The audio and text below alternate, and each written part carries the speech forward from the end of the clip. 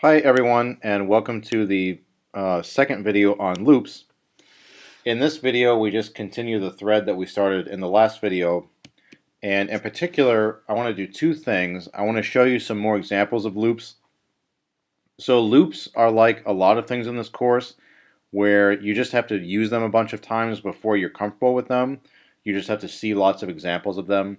So to that end, I'm going to show you a couple more examples, and I also want to show you what can go wrong if you're not keeping track of what the loop is doing or how many times it's running. So I'm going to show you a couple more examples, and then we're going to talk about nesting loops. So just like with if statements, you can have a loop inside of a loop if you want to. And in fact, doing that, having loops inside of loops, is one of the ways you can really unleash the power of C++. So a single loop by itself maybe doesn't do much for you, but in a more sophisticated program, you'll see loops inside of loops all over the place. So the first example of a loop I want to show you is a counting loop. So one of the big uses of loops is counting things. So here's a counting problem. Let's set everything up here. You go to the casino down on the river and you want to play roulette, and you only have $1 in your pocket. So before we continue here, for those of you who have not played roulette before, here's the basic setup. The wheel is a literal wheel, and it's broken up into 38 slots. There are 18 red slots, 18 black slots, and 2 green slots for a total of 38 slots. And the casino worker will spin the wheel and then place a marble in it, and the marble will just roll, and eventually stop at one of the slots. And so basically, if the marble stops at a slot that you bet on, then you win. And if it lands on a slot you didn't bet on, then you lose. So there are lots of different kinds of bets you can make when you're playing roulette, but one thing you can do is bet always on red. And so what that means is you're betting that the marble will land on one of the 18 red slots, and then if it does, you win.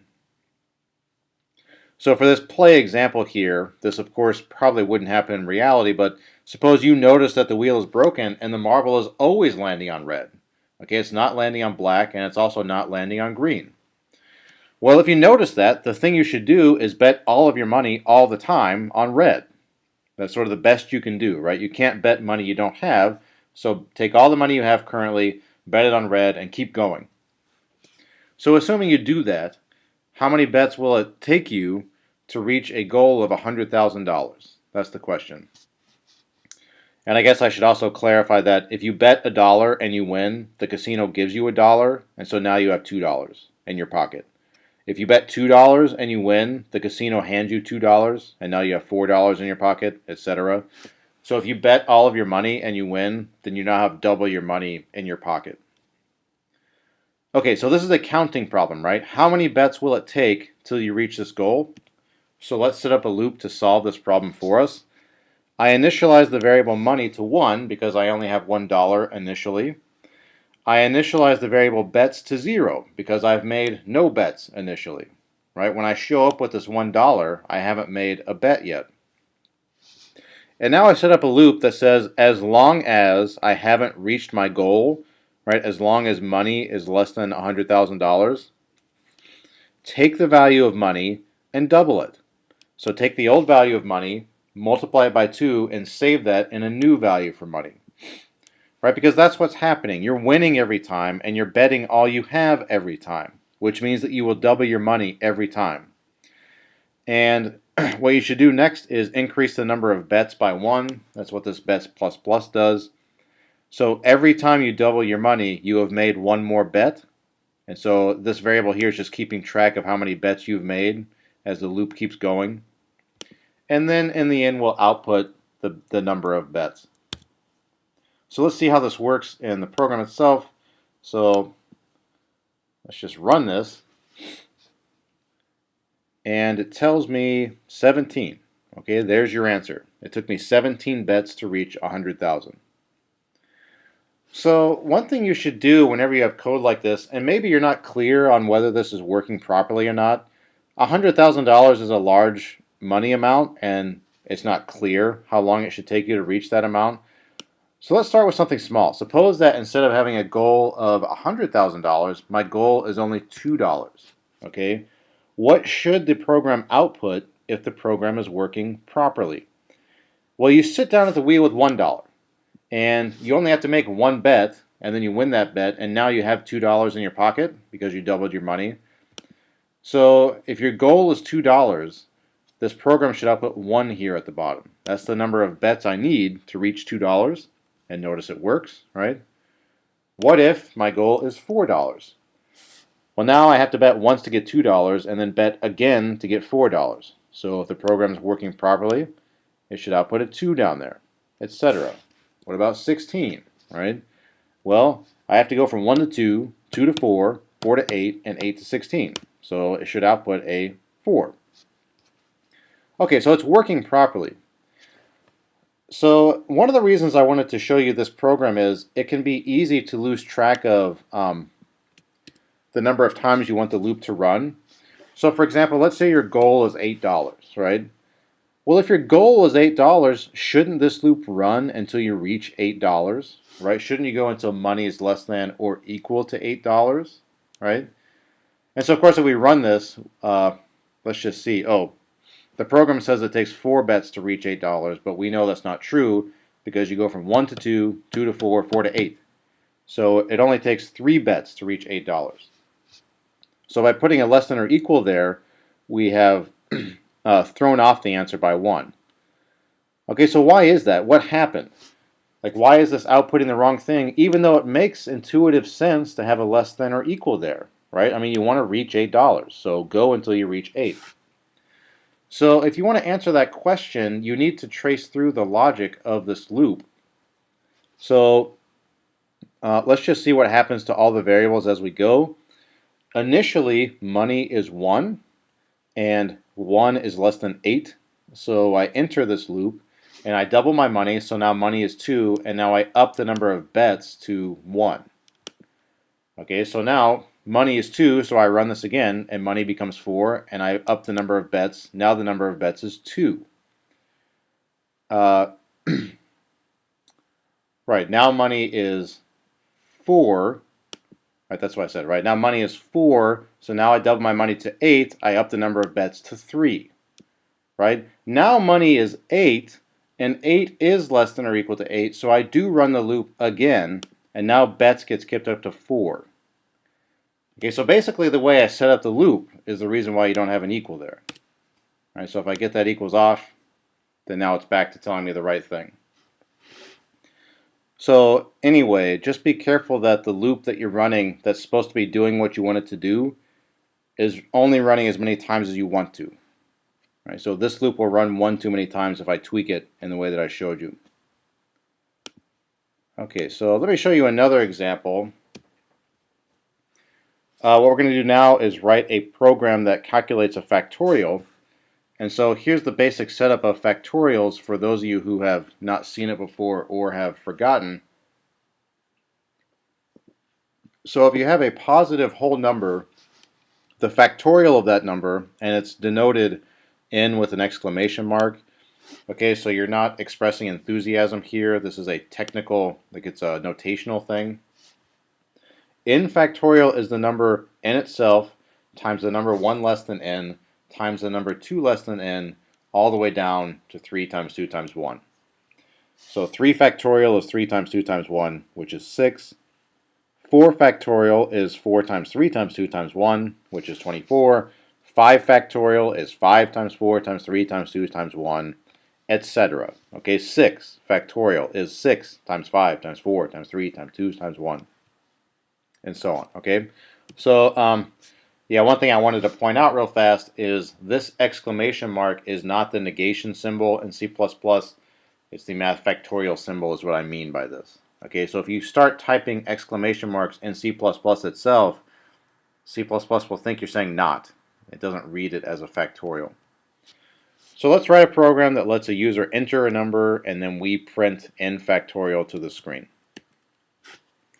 Okay, so let's think through the logic of this. The user is going to give us a number, and what we want to do now is do n times n minus 1 times n minus 2 times n minus 3, etc. all the way down. So what I'm going to do is define an integer m that's going to keep track of what number I'm at in that process. So at first, m will be n, because that's what I start with. But then m will be n minus 1, and then m will be n minus 2, etc. So m is just going to keep track of where we are in this like descending, cascading process here of computing a factorial. And factorial itself is going to be the final answer. Okay, so let's see how that goes. Well, if m is supposed to keep track of where we are in the process, right, this process of doing this multiplication, then m needs to start where n is. So m is going to start at n, and factorial is also going to start at m, which right now is equal to n. So at the very beginning here, m is equal to the number the user entered, as is factorial. Okay, so what I'm going to do is I'm going to go in this loop, and again, if m is supposed to keep track of where we are in this sequence here, this process of going down, this process continues until I reach the number 1. So it makes sense to say here, as long as m is bigger than or equal to 1, I'm going to keep this thing going. And what I'm going to do is I'm going to knock the value of m down by 1. And so I don't remember if we've seen this or not, but minus minus means take 1 away, just like plus plus means add 1. Okay, so I'm going to take 1 away from m, and then I'm going to save a new value for factorial, and it's the old value of factorial times m. Okay, so let's think of the logic of what's happening here. Originally, factorial is the number that the user entered. Right? Factorial is m, which is also equal to n. And m is also equal to the number the user entered. And what I'm going to do is knock m down by 1, so now m is n minus 1, and I'm going to tack that number onto factorial by multiplication. So let's just say the user enters the number 8, then m and factorial are both 8 right now. The first thing I do is I knock that 8 down to 7, and then I compute 8 times 7. Right? And that's the new value of factorial. And now since m is 7, I go back up to the top of the loop and start over. M is 7, I knock 7 down by 1 to 6, and now factorial is the old value of factorial, which was 8 times 7, and now I tack on a times 6. And I just keep going, right? I keep going all the way down. So that's the logic of what's happening here. So let's just do all of this. So let's run this and see if it works the way we think it will work. So give me your positive whole number. I'll give it 4. And it tells me 4 factorial is 0. Okay, I'll give it 5. 5 factorial is 0. Okay, that's obnoxious because that's not correct, right? That's not the correct value. So this program is telling me that anything factorial is 0. And that's false. Right? So something incorrect is happening here in this code. So since I wrote this, I of course know what's wrong, right? I wrote this example to make a point, but suppose you don't know what's wrong. And maybe you can see what's wrong, right? That's fine. But suppose you don't know what's wrong. Here's a little troubleshooting tip. If you don't know what's going on and you suspect something is wrong with this loop, a good thing to do is have it print out to the screen what it thinks the values of these variables are every time the loop runs. So every time the loop runs, it's going to tell you what it thinks the value of m is and what it thinks the value of factorial is. So when it prints all that information to the screen for us, maybe we can see where we made a mistake. So I'm going to enter 4 again. So what it did was, and actually maybe I should separate these so it's clearer. So sorry, let me rerun this so there's space in between. So it's going to output a value for m, output a value for factorial, and then put 2 new lines in between, so there's spacing. Okay, so what this thing is telling me is the first time the loop runs, it thinks that m is 3 and that factorial is 12. Okay, that makes sense because I started with a 4, and then I did 4 times 3, which is 12. Right here, factorial is 4, and now I take 1 away from m, and factorial is now 4 times 3. So that makes sense. The next time the loop runs, the value of m is 2. That makes sense because I knocked m down by 1. And now I take the old value of factorial, which was 12, and multiply it by 2, and I get 24. The next time the loop runs, m is now 1, and 1 times anything is itself, right? So 24 times 1 is still 24. But notice what happens here. Apparently, the loop runs again, and m is now 0. And if m is 0, well, anything times 0 is 0. So if you tack on a times 0 at the end, you kill what you had, right? So it looks like what happens is the loop runs. Let me enter 5 here, right? The loop runs properly because, okay, 5 times 4 is 20. 5 times 4 times 3 is 60. 5 times 4 times 3 times 2 is 120. 5 times 4 times 3 times 2 times 1 is still 120.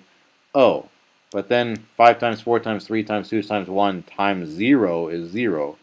So it looks like the loop is running fine, it's just it's running one extra time.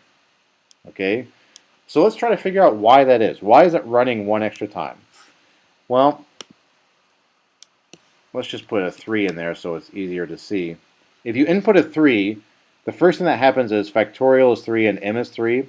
When I enter the loop, the first thing I do is knock down the value of m by 1, so now m is 2, and then I do my thing, right? And then the next time the loop runs, I'm going to knock down the value of m by 1, and so now m is 1, right? And then the loop runs. But now when I get down here to the closing brace, m is 1, and 1 is bigger than or equal to 1. Okay, so if m is 1, this statement in here is still true, so the loop will run again when m is 1. Well, if you take 1 away from 1, now you're at 0. So the last time this loop runs, the value of m is 0. Okay, so that's what's happening. You're letting the loop run one too many times because you're letting the loop go when m equals 1. And then when m equals 1, m becomes 0 and kills everything. So let's just not have the loop run that many times. Let's kick it up by 1. So you can either do a greater than 1 or a greater than or equal to 2. It doesn't matter. And now let's just run it and make sure it does what it's supposed to. So I enter a 3. 3 factorial is 6. That's correct. Enter a 4. 4 factorial is 24, etc. Okay, so it works now. So again, you need to be careful and make sure that your loop is running as many times as you think it's running, or you can start getting bad answers, right? The code will run, but it won't do what you think it's going to do. Okay. So those are a couple more examples. Now let's close by talking about nested loops. So you can have loops inside of loops, inside of loops, inside of ifs, inside of another if, inside of a loop, and so on, right? You can put all of these things inside each other if you feel like it. So let's just go right back to this program here where I did a factorial calculator. So notice that what I did at the end here, at the end of the last example, I'd type a 3, the program would tell me, and then the program would end, right? So I'd have to hit play again, and it would start over, and I'd enter 4, right? Have to hit play again, 5, right? So imagine that you are writing this program for a client who doesn't want to look at code, right? They just want to run it and then just calculate things. Well, this client might want to be able to compute more than 1 factorial before the program ends. You see what I mean? They might want to compute 5 factorial, and then 6 factorial, and then 7 factorial without having to restart the program every time. Okay? So one way you can build this into your program, giving the user the ability to do this, is with a loop. So let me just initialize a string response to yes. And now let me put a loop in here. And we're going to get user input here. So let's let them enter in a little y or a capital Y. So basically, what do we want? We want that as long as the user is telling us to keep going, we want this code segment to run again. Okay, as long as they keep telling us to go, we want this code to allow them to calculate more factorials. So let me put a brace here, and I'm going to close it down here. So it seems like what we should do is, as soon as we spit out a factorial, we should now ask them,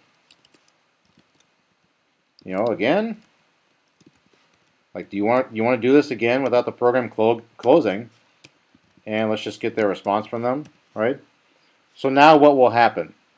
Uh, this code will run here, right? It's going to compute a factorial. It's going to output the factorial to the screen, and then it's going to ask again, and then you're going to get a response from them.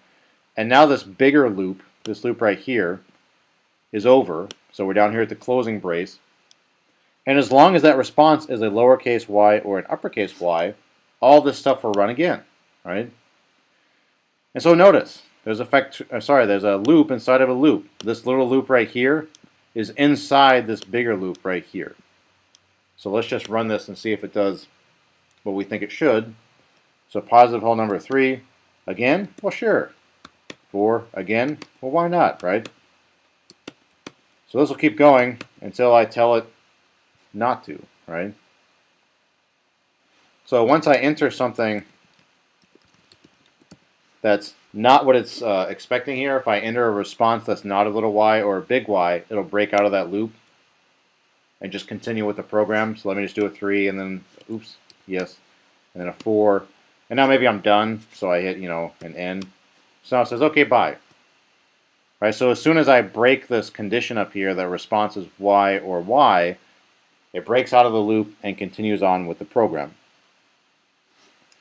So you can have loops inside of loops. You can have ifs inside of loops, loops inside of ifs, etc. So maybe like right here, let's just say that if the number is big, whatever, you want to tell them like, wow, that's big. I don't know why you want to tell them that, but whatever. So let's just run this. So suppose I enter like a 5, right? 5 factorial is 120. Again? Well, sure. Now let me enter like a, I don't know, 15. Oh, 15 factorial is that number. Wow, that's big. Again. And so you see what happened? It computed the factorial in here, and then that factorial was big, right? Bigger than 100 grand. So it told me that it was big, and now it just moves on and asks me again, right? So you can have ifs inside of loops inside of ifs to infinity, right? You can do this as much as you want. And when we start writing more sophisticated programs, like for example your group project, this will be the way that you get the computer to do these sophisticated things. So you're going to have loops inside of loops inside of loops, right? And ifs all over the place. So it's the combination of these tools that allows you to do powerful things. So I want to close this video by just showing you one more example. So nested loops can be tricky. Okay, so let me just show you an example of that. So let's start by having a couple of variables that start at 1. And, okay. I'm going to, inside the nest here, do high. I'm going to do a y++ and an x++. And actually, let's run this 3 times and 4 times, just to have smaller numbers. Okay, so suppose I give this nested loop to you, just this little code segment here, and I ask you, well, how many times does this program print the word hi to the screen? Okay, so you should probably think about that and try to guess, but it seems like a natural guess is, well, this outer loop is going to run 3 times, right? X is 1, and then I'm going to up the value of x by 1 to 2, and then from 2 to 3. Okay, so the outer loop is going to run 3 times, right? By the same logic, the inner loop will run 4 times every single time that outside loop runs. So when x is 1, right, and I enter here, this loop now runs 4 times. And then when x is 2, this loop is going to run 4 times. When x is 3, that loop is going to run 4 times. So it seems like the number of times I'm going to print hi to the screen is 12, right? 3 times 4. So that's reasonable enough. Of course, if it actually did that, then I probably wouldn't be showing you this example, but let's just run this and see what it does. Okay, so it only printed hi to the screen 4 times. So it did not do what we expected, or what you may have suspected, right? So let's just walk through the logic of what's happening here and see exactly what it did, okay? X is 1, right? So I do enter the outer loop, right? Y is 1. So when I first enter the outer loop, I enter the inner loop, right? What does this loop do? it outputs high and then ups the value of y by 1. So y becomes 2, then y becomes 3, then y becomes 4. And as soon as y becomes 5, I break out of this loop because y must be 4 or less. So when y becomes 5, I come down here, and now x becomes 2, and now I go back to the beginning. So x is 2 now, right? X went from 1 to 2, but what is y? Well, remember, the first time we ran this little loop, the value of y was up to 5. So the second time this outer loop runs, the inner loop won't run because the value of y is 5. And you've done nothing to reset that, right? You haven't told it, well, I want y to go back to 1 or whatever you want it to do. So the value of y is 5, so the computer doesn't even go into this loop. And then the value of x goes from 2 to 3. Well, 3 is smaller than or equal to 3, so you'll enter the outer loop again. The outer loop will run 3 times, but the third time you run the outer loop, again, the value of y is 5. So this inner loop won't run. So these 4 highs come from when x was 1 and you entered this outer loop. This did print high to the screen 4 times then, but the next 2 times that the outer loop ran, nothing was printed from here. You didn't even enter this little loop inside. So if you really want the double loop, this nested loop here, to print high to the screen 12 times, as we expected, you have to reset the value of y to 1. That means that the next time the loop runs, so when you go down from this brace up to the top, now the value of y is back to 1. 1 is less than or equal to 4, and so you'll do this little inner loop again. So let's just run this and confirm that.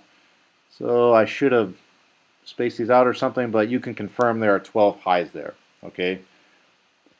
So again, you have to be careful with these things, right? If you don't know exactly what you're doing, they can surprise you, right? But the computer just does what it's supposed to do, right? So if it's not doing what you think it should be doing, it is your fault, okay?